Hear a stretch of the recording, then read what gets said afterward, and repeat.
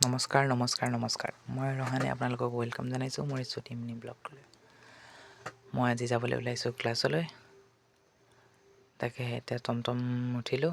টমটমত উঠি তাকে লগ পালোঁ আজি মোৰ মৰমৰ সংগীতা বা। এয়া সংগীতা বা আহি পালোঁ ক্লাছ কৰি লওঁ। ক্লাছ কৰোৱাই মেলি আকৌ আজি যাব লাগিব সৰুপথাৰ, কাৰণ সৰুপথাৰ পিছফালে ক্লাছ আছে। এক ক্লাছ কৰি মেলি হ'ল।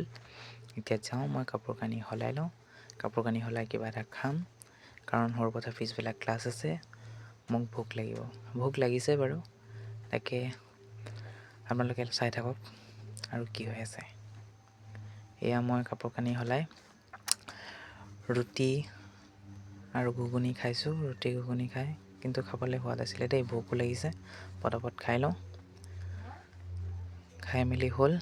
তাকে মই ছাৰৰ কাৰণে ৰৈ আছোঁ। ছাৰ এতিয়া আহিব, ঘৰ গৈছে।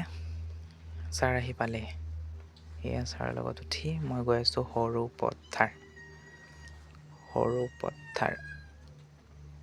এয়া আহি পালোঁ সৰুপথাৰ।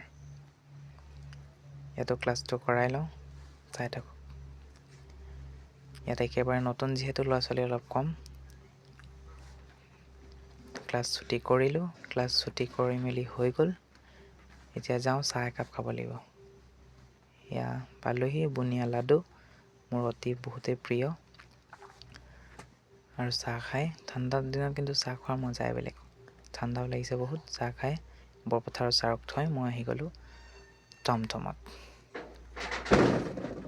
মই আহি পালোঁ এতিয়া ঘৰত আহি পোৱাৰ লগে লগে মনটো ভাল লাগি যায় দেই। দিনটো ফুৰি মেলি ঘৰত আহি পোৱাৰ লগে লগে সঁচাকৈ ইমান ভাগৰ লাগিছে।